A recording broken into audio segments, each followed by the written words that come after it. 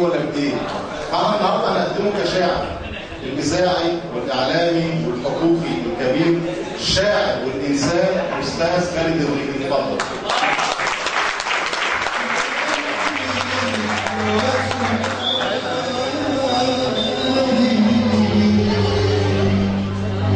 واحلف بسماها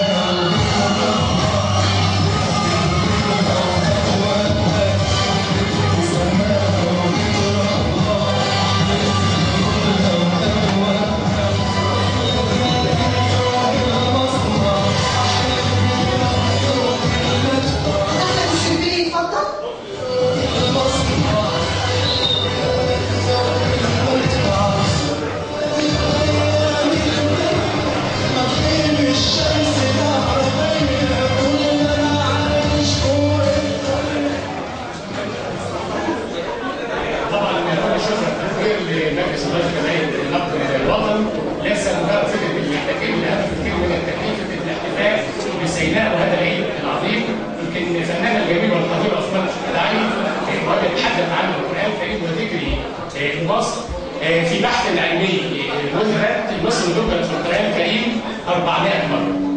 لأن لما أقول فرعون يبقى أقصد مصر، فكل ما يذكر مصر بصيغة ذكرت 400 مرة، لم تذكر مكة المكرمة بكل عظمتها إلا مرات قليلة ومعدودة. بالعكس احنا من ضمن أسوأ ما فينا إن احنا لم نستغل ما وهب الله مصر من طاقات وإمكانات وموارد وكنوز عظيمة.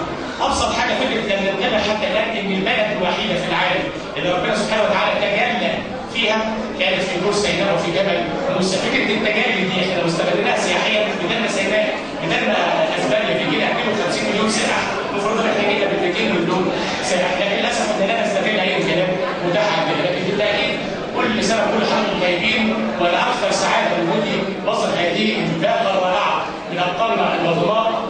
سياده اللواء عمر عز الدين، شرف كبير طبعا ان اكون مع حضرتك.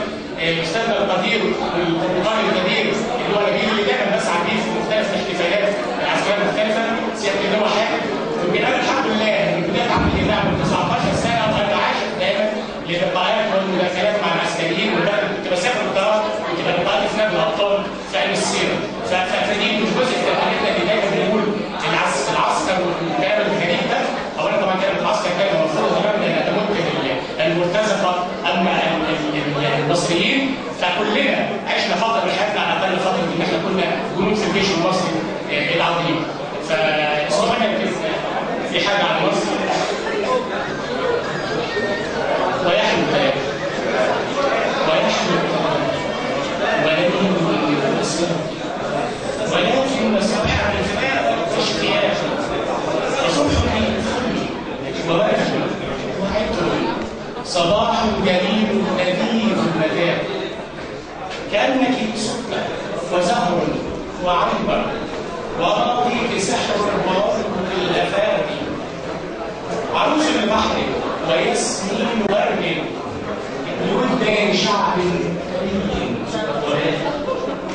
برد الصعاب ونار التحدي فما زال حيا مثير السواد لتنبت خيرا على كل شبر فيضحك فضل وتهف المآب ليوم تراكي وفي كل دار كنبض يرف بكل رواق فيجمع شملا ويحيي الفؤاد لتمضي القلوب لدرب وفاق وحب ليعلو البناء فمن ذا يروم مصير العراق وكرها تبدى بكل جلاء وكل يعيش على الارتزاق ولسنا العراق ولسنا سواه ففينا الوداد وطر الشقاق ونيل سقانا بماء زلال فيروي القلوب وواد عياب وواد عشق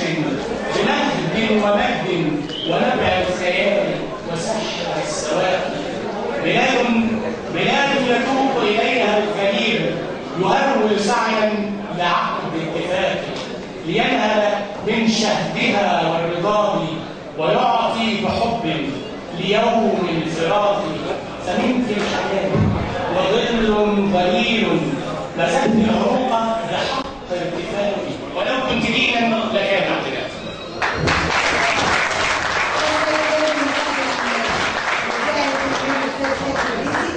الاستاذه امل كرويش تتفضل معانا للتكريم. استاذه